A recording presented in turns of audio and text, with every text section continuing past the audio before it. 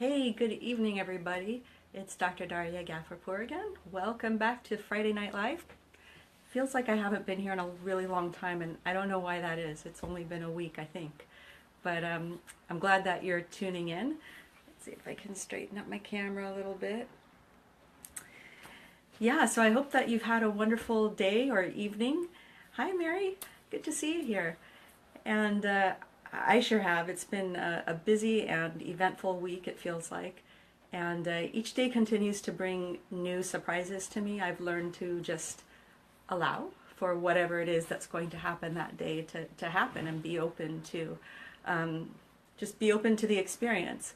And so I've kind of noticed a theme going on this week, and I thought to talk a little bit about value, meaning how we value ourselves, and ways that we can be giving to others without undercutting our value. So it can be easy to give, and realize that you're depleting yourself. And how can you give and feel nourished and feel replenished? And this can be applied to on many levels in your personal life or in business. And so I thought I'd tell a couple of stories that I feel tie together and relate with that. I was speaking with one of my dental students, who's this really great gal, and very smart, very conscientious, very hardworking. And you can tell she really wants to learn, she really wants to do the right thing. And she puts her intention in the work that she does and the time that she takes with her patients.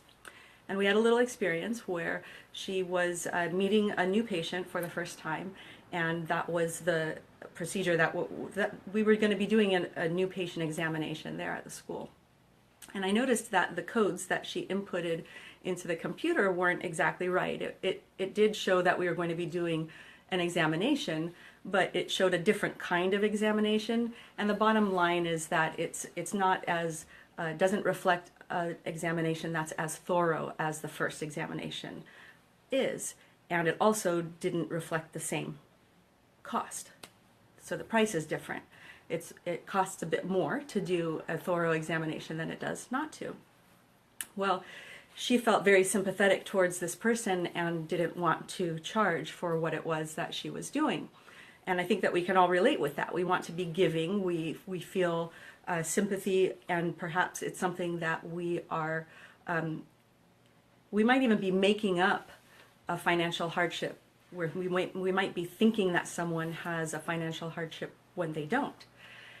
And so we had a little talk afterwards. I was just bringing to light different ways of looking at this scenario, and I wanted to impress upon her the importance of valuing the service that she provides. And you can still, you don't have to feel bad about charging money for what it is that you do, especially when you know that you are delivering high value.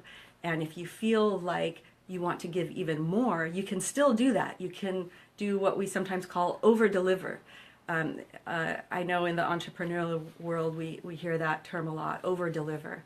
And it's a good thing to do on multiple levels. And what I notice, this might even be from a selfish perspective, it feels really good to do that. You feel picked up. You know that you've done something nice for someone else, especially when you tell them that you are doing that, because they might not know. They might think that what you're doing is normal. When you can explain it to somebody that you're doing a little bit extra for them, then they understand that you're wanting to give to them more. And you can do that without hurting your bottom line, so to speak, if we're looking financially. And that was part of the lesson in the discussion that I was sharing with her, is that a lot of times when you look at money is an exchange of money is how we do commerce. And thanks, Mary. And money is energy. So we're exchanging energy. So one person is providing a commodity or a service, and the other person is giving something in exchange. And typically in our world, that comes in the form of money. And we can attach all sorts of emotions to that exchange. we can feel guilty about it, we can feel bad about it, or we can feel grateful for it. And one thing that I've learned over the years of being a business person is that sometimes I have had experiences of how should I word this? I perhaps am feeling bad for the amount that I might be charging for service, and I'm not realizing necessarily that the other person is so grateful that they're receiving that service from me, and they'd be glad to pay that and more, because they're not struggling over that issue of money, and perhaps I was, and I learned this over time. I'd look back and I go, and I have conversations with people, and that would show me that that's the case. And sometimes people are kind enough to be very verbal about that, and they'll say so. They'll compliment you, and they'll thank you for what it is that they're doing. They haven't had such a good experience before, and they're very willing and happy to pay for the services that you're providing, because they recognize that they're getting a lot more than what they might elsewhere in a different circumstance. In my case, I have a dental practice. I'm the only doctor in this dental practice, and it's my baby. It's my business. It's my baby. I run it the way that I like to, and I believe that people get a sense of that they feel welcomed when they come in, and that's super important to me.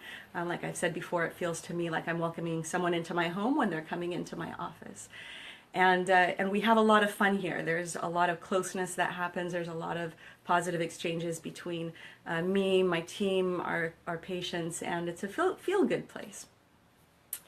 Hi, feel free to say hi, whoever's joining, and I'd love to know you're here, what your thoughts are. Feel free to give me some comments or ask questions or tell some stories too. So in any case, this is kind of what came up when I noticed that the student, she wanted to be giving, she wanted to do something nice for her patient, and she had no idea really what the financial status of that person was. It was just in her nature. She wanted to give. And so I was wanting to teach her that you can give a lot more. You don't have to charge more for what you're doing, but you can give. You can give of yourself. You can give of your energy, your time, your services. You might, throw in an extra something or other that you have that isn't going to cost you too much, either cost you too much in time, or cost you too much in your energy, or cost you too much financially, and people can really appreciate that. And it brings to mind an experience that I had earlier this week that I want to share with you too. This might take me a few minutes to describe it, but it was one of the highlights of my week. And I saw a lady whom I met close to 2 years ago. It's a bit over a year and a half ago that she came, and she's in her older years, and she doesn't have all of her natural teeth, so she has some partial dentures, upper partial denture, lower partial denture, and one of the teeth had broken off of one of her partial dentures back then. And so she came we met for the first time, and I was there to help her out. Basically, I got I hired a lab to help reattach this tooth so that she could get it back in a timely manner. And but her health isn't good, and she'd been told by the doctors for a number of years that she didn't have much time. So dealing in her case with cancer and diabetes, things like that. And that kind of it has an interesting play on how one chooses to live their life when they don't believe that they have much time to live, and when doctors are telling them that they should prepare, they don't have much time to live. What's important and what's not. Well, her tooth was important at that time. She felt a bit self-conscious about it, and it affected how she chewed, how she ate. So we sent her to the lab. We arranged for her to come back later in the afternoon. She's back, and I know that it's a struggle for her to be there physically. I can hear she has labored breathing. I could tell that it takes energy. It took energy for her to be there. But she was there, a really kind lady. And so we're waiting, and we're ready, and then the driver comes up and delivers this package to us, and I've got all of my equipment ready to go, and for any adjustments that might be necessary. And I look in, and something's very wrong, and it didn't take 2 seconds for me to realize that they sent me the wrong person's partial denture. And it wasn't even one of my patients. It was from another dental practice. And so we called and thought that they would just, okay, retrieve it and send us the right one. And they said, oh, they took them a few minutes. They called back and they recognized what happened. They identified where it was. So they'll have the driver come back to us. What they didn't tell us, and so the implication, it was implied that we would receive it soon. It was a Friday afternoon, and they didn't tell us that the driver was across the bay, in the East Bay, and we're in the North Bay, and on Friday afternoon, that can take hours to traverse that distance. And it did take hours. Well, in the meanwhile, this wonderful lady is starting to get drained a bit, and she didn't have all of her medications on her. She needed them. She needed to go home. I felt so bad, as you can imagine. I mean, it was a mix-up. Somehow they were really busy at the lab that day, and they didn't attach the right person's name to the package, and that's what happened. And what can you do? You have to wait it out. You're at the mercy of the universe, okay? Get it to us as soon as they can.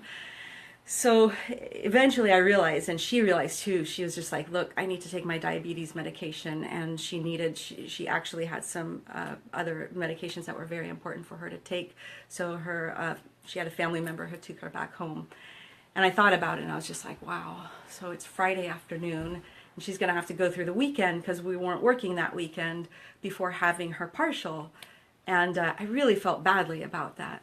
So there was me feeling guilty, and she was being very understanding. Oh, that's okay, honey. You know, what could you do? It's not your fault, this sort of thing. And I know that I knew it wasn't my fault, but still. So we did receive it late in the afternoon, and I just thought, I'm going to give her a call. And I knew that I could deliver it to her if there were no adjustments that needed to be made. Then it could just be as easy as, here you go, put it in your mouth, let's see if it fits. If it didn't fit, it's because there's some steps that I would need to take to make it fit, and I wouldn't have been able to do that outside of my office. So I called her, and this is a form of over-delivering. To me, it was me just, I wanted her to have her teeth, and I know she did too. So I called her and I asked if it was okay with her. Is it okay with you if I come over to your house and give this to you? Because I didn't know what the condition of her house was, if she would feel comfortable me coming over, or if she was ready to receive people. I really didn't know. And she was like, really? And I said, sure. I didn't have any place else to be, and it was fine. It was not going to be a problem for me to do. And luckily, nothing needed to be adjusted. So I was able to get her partial denture. She was so grateful. And boy, she smiled. And I felt relieved, but I felt so uplifted. You know, it felt so good to do something that I knew meant a lot to somebody else. And I don't normally make house calls. I'm not really set up to be a mobile dentist. There are doctors who do that, and they have appropriate equipment, and they've got things set up so that their system works that way for them. But I'm not set up that way. It's kind of an exception if I can do something off-site. So, you know, it was one of those, yay, it worked, you know. Okay, so fast forward to this week. And I noticed that the same lady's name is on the schedule again. And I'd only seen her a couple of other times. One was, I convinced her, let me clean your teeth. Because she was like, I don't have any other teeth. She does. But, you know, she was like, what other teeth? It's important for your health. Let's do that. So we did that. And then she had another issue that happened a little bit later. And then that was it. So it's over a year and a half I haven't seen her. So she comes in, and I didn't escort her back. My assistant did. And I'm still with another patient, and all I knew was that a front tooth broke off of her partial denture. And my assistant confirmed, yes, it's a top tooth, which shows more than a bottom tooth did, and that was the last year's situation, was a bottom tooth. And my assistant escorts her back, and I hear them kind of talking, and it's taking them a long time to walk back there, and I knew, you can just feel it, you know, you sense what's going on here. And I thought, she's worse off than what she was before. She's not as well as she was before, and before she was saying that she wasn't doing that well. And they're talking quietly, and I hear my assistant say, oh, okay, well, I'll talk to the doctor about that. We'll talk to the doctor. And see, in the morning we had already planned on her arrival. In the morning when we did our huddle in preparation for the day, we go over, you know, who's coming, what are their needs, what do we need to do to be prepared for when they arrive. I just thought, oh, okay, we'll have the impressions ready. We'll make an upper and lower impression. I talked about it with my assistant. We'll send it to the lab. We notified the lab, you know, we're going to have someone that's going to need a service. And, you know, we did the connections that we needed to do ahead of time. Well, what she had shared with my assistant was that she was feeling so unwell that she knew she couldn't handle anything being inside her mouth other than her teeth, you know, and I could hear that something was going on, and I could hear she was sharing with my assistant about how she was feeling, what she was going through. So I excused myself from my patient. I walked over, and the funny thing is that as soon as I walked in, I saw her there, and I just beamed. Like I felt like my old friend was back, you know? And so I gave her this hug, and she's like, oh, honey. And she said, I can't take anything in my mouth. She's like, I'm gonna, you know, she felt like she would throw up if she had any other thing in her mouth. She was feeling that sick. And I was like, okay. And I look, and my assistant was so affected. She was feeling the moment, you know, like her eyes were watering, you know, and I understood that, you know, and I could have let myself go there too, but I felt like I needed to steer the situation a little bit differently. And I felt like I'd already had this previous connection with this lady. So I thought about it, and I was like, oh, what can I do for her? Like, this tooth is not just, it didn't just break out of the partial denture, and thankfully she brought it with her, but it fractured, it was broken. And she's got this heavy bite, and I was just like, oh man, you know, if I could send it to the lab, they could put a wire they could do reinforcements that I couldn't do here. And, but the lab was saying it was going to be a number of days, maybe not till next week, because they're shorthanded. I'm just going, no, that's not going to work. That's not going to work. And I just really kind of sat still. I'm looking at her, I'm thinking, I'm just on the spot, because everyone's looking at me. What are you going to do, doc, you know? And I just went, all right, I'm going to fix it myself. And I told her, I said, look, I think I can help you. I'm going to do something, but I don't know how long it's going to last. It might break off real soon. She goes, that's okay, honey. That's okay. And I said, all right, and I'm thinking, my assistant's looking at me, and she knows, she can see the gears are turning. And so she brings me what it is that I need. And I did a little MacGyvering, you know, just like makeshift fix it kind of thing, you know. And it just took really a few minutes. And I was able to, you know, put that back in her mouth. She said it felt like normal. It felt great. It was holding in there, and her bite was good, and that was going to be it.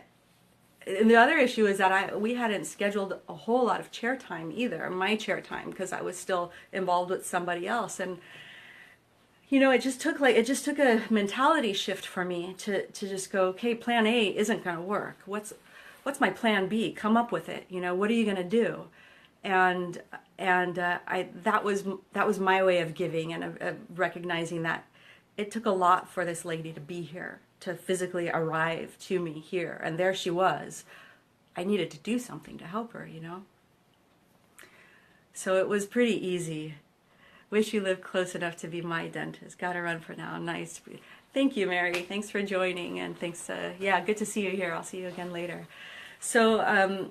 In any case, I was giving her an embrace, you know, we hugged goodbye, and I don't know when's the next time I'm going to see her, but, you know, I'm giving her a hug goodbye, and she's whispering in my ear, she's like, thank you so much, honey, and she says so softly, she says, you're an angel, you know, she's like, you're my angel, and I was just like, oh my God.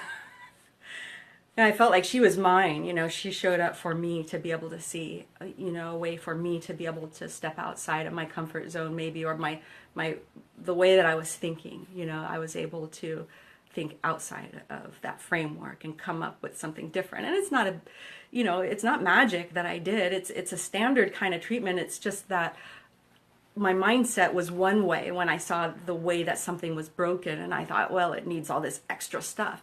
I didn't have to be a perfectionist. I could still provide a service and not be a perfectionist.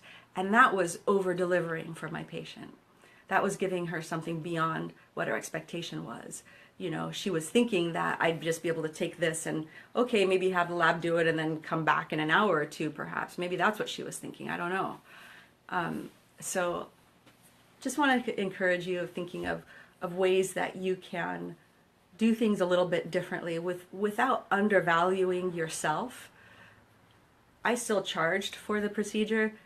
I cut down the fees because when I looked at what does it cost, you know, what's in my fee schedule for what it costs to do that, I was just like, no, that's okay. I know she has insurance helping her out, but it just didn't seem like it warranted that, especially because I'm thinking, I don't know, it might break, you know.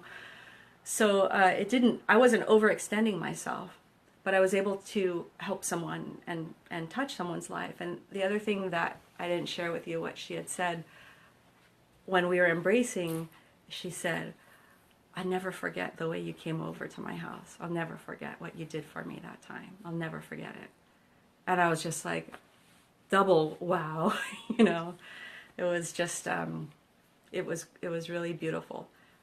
That's a ripple effect, you know, when you do something and it has an extended result. She didn't forget, you know, and she talks to her family about that, and she says she wants to send people my way, you know, which is always what you want to hear, because it means that you really do know that you're doing something right when someone wants to send someone, you know, refer them to you. So so I hope you found value from that storytelling. I know that I feel like I shared something big with you all. It's something that impacted my week, and I think those of us who were in the office and nearby. And I don't know how it's rippling out further. I just trust that it is. And, you know, maybe it means that she was able to do something really wonderful for somebody else in a way that she didn't think she had the energy to do.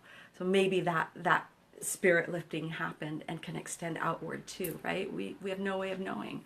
And that's okay if we don't know. If we can just trust that we're doing something to the best of our ability and in our highest integrity, then it all works out. So, so that's my message for tonight. And thanks again for joining in. And I hope you'll share this post, this video with friends and family. Invite people to this page. If you're on Facebook, please invite people to like and follow this page. And go ahead to your notification settings and encourage them to do the same, to select to be notified when I go live. Because I'm doing this every week. I've been doing this Friday evenings for about 4 months now, and I plan on continuing that. And if you're finding me on YouTube, please subscribe and share the good word. Ask others to subscribe too, so we can continue this ripple effect and keep touching other people's lives more and more and more. So, yep. Thanks again, and have a fantastic evening, day, weekend, and blessings. Bye.